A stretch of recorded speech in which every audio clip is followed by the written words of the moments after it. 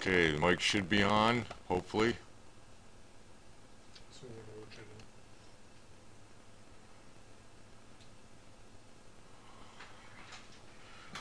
Hi Maggie, Blue Penguin, Nora.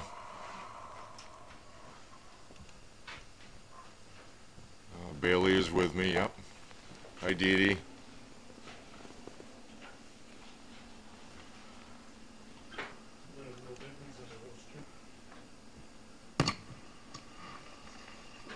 Okay, the mic should be on, hopefully.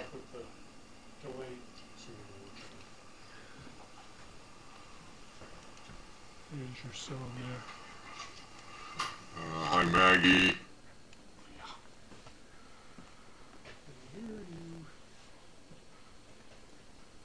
Okay, let's see what we got for questions today.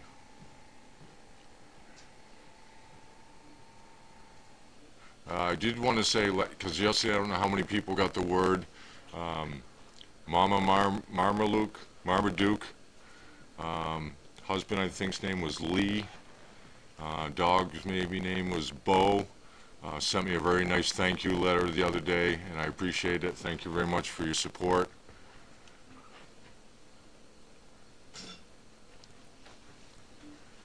First question, do veterans get any assistance from the VE or for taking care of their service dogs? I'm thinking vet bills. Yes, they do.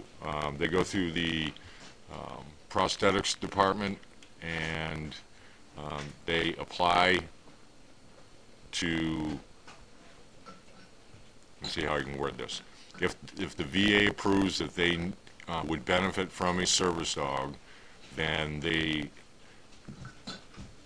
get a card, basically it's like a government credit card, and when they go to the veterinarian or they go to buy food or their allocation of equipment such as vests and grooming and all that, then it's taken care of on this card and it's no longer a cost to the veteran.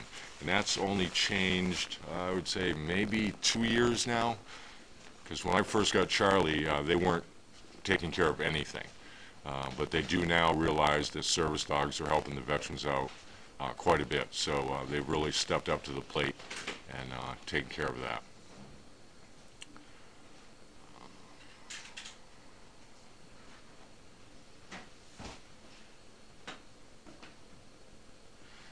Let's see. Like I said, today I am filling in for Megan. Megan is going to be filling in for me because I have another commitment tomorrow afternoon, so I will not be here.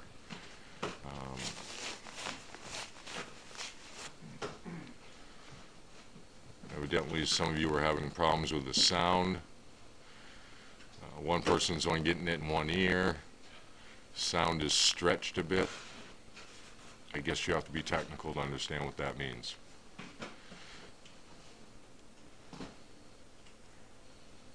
It's been a little hectic around here the last few days. Carlene is doing much better. Bentley is doing much better. We're getting things done. People are stepping up to the plate, taking care of the things that have to be done on the farm. Is it that time? It is. Is it Steve time already? It is Steve time. Did you work?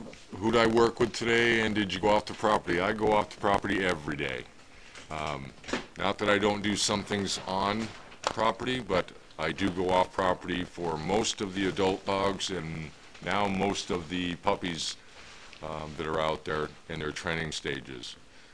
Lainey is the only one right now that I'm working with in the arena or in the yard to try to get her back up to speed and change direction with her a little bit.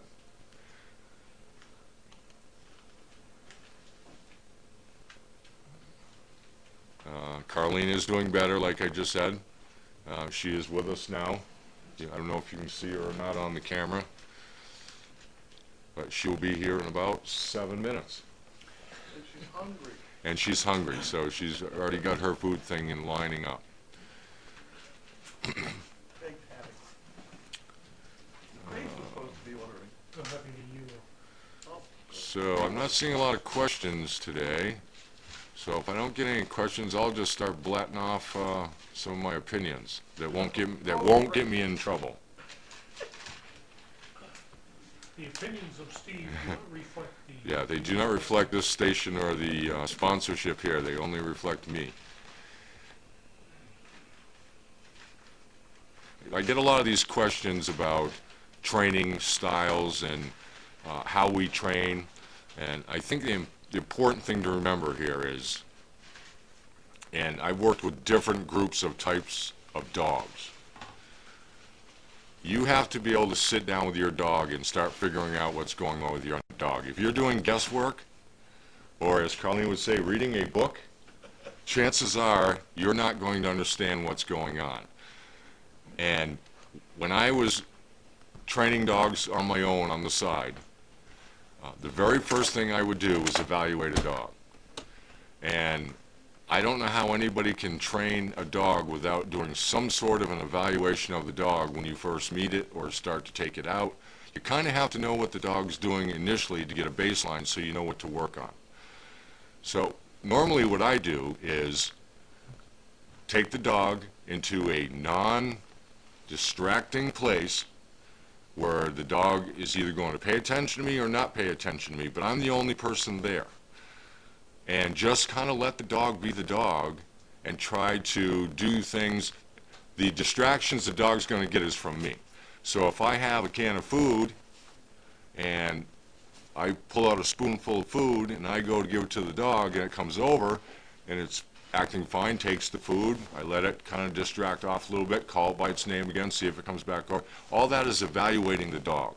I'm watching how the dog is moving, I'm watching how the dog is acting, I'm watching the eyes, the nose, the back end. You really have to evaluate your own dog. There is no cookie cutter way of training dogs if you can't evaluate and learn from a baseline and set a goal.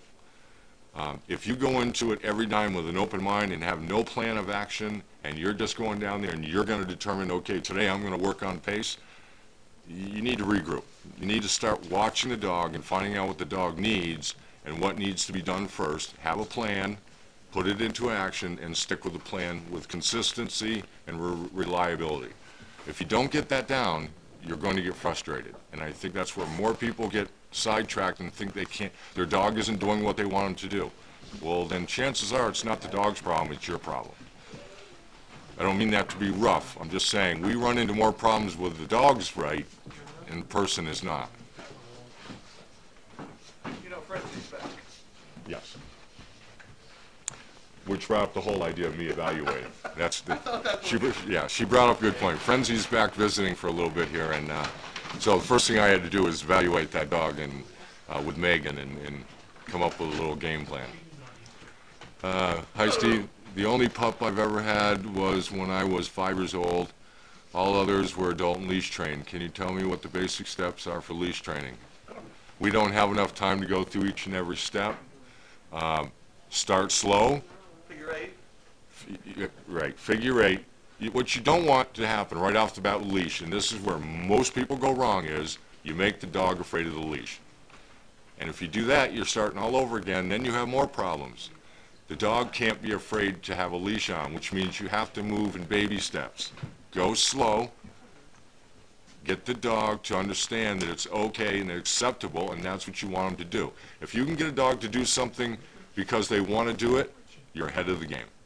When you think that a dog's going to do something because you want them to do it, you're fighting it. The dog has to want to do what it's doing. That's the trick to this business. They don't really listen to me, per se. I get them to understand that that's what they want to do, and they do it.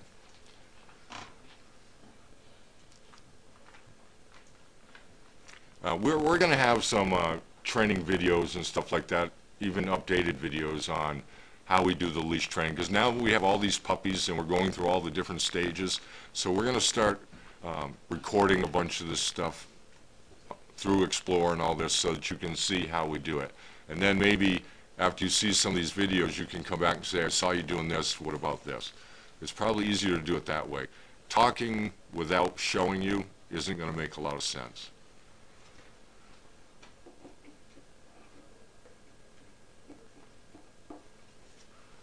Steve, is it safe to say that you not only evaluate the dog, but the future recipient? Exactly. Somebody listened to me from the last time that I was talking about. We do evaluate recipients, and that's for a reason.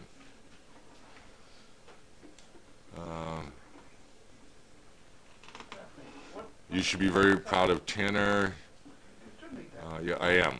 Tanner's a worker. And you know what his goal is to be a trainer one day, so Who? Tanner, that's his goal, one day to be a good trainer. Okay. And if he takes, for every time that I've told him he's done something wrong and corrects it, he might make it there. You're dialing? The recipients that had experience with dogs as pets, are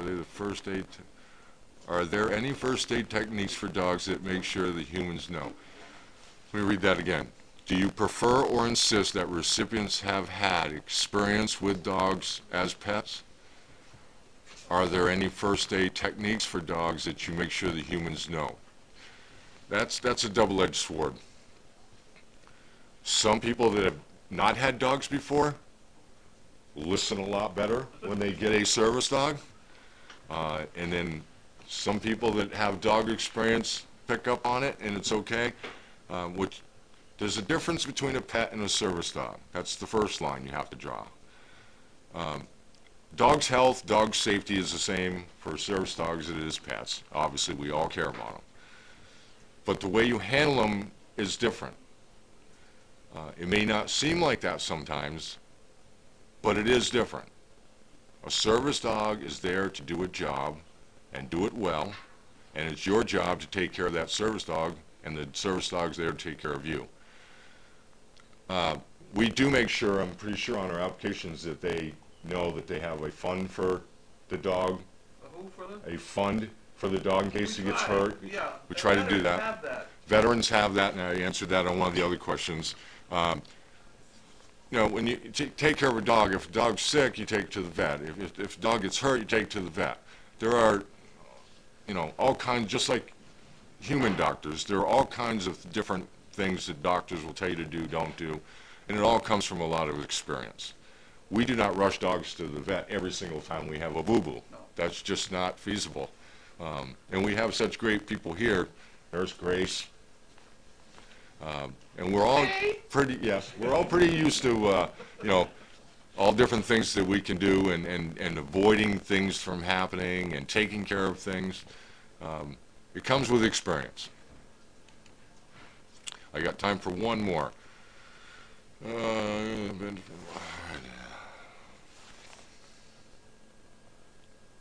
keep thinking this is an apple. It's not.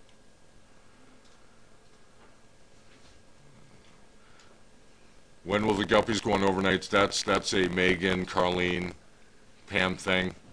I don't make rules. I follow rules.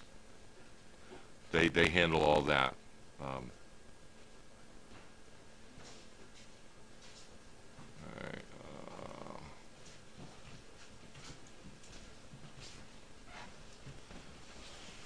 there's Nurse Grace right there. What? We were just talking about first aid and all that. Trying to find one more here. Static in one Is ear. there a problem with that? Joyce. Huh? Joyce said there was static in one ear.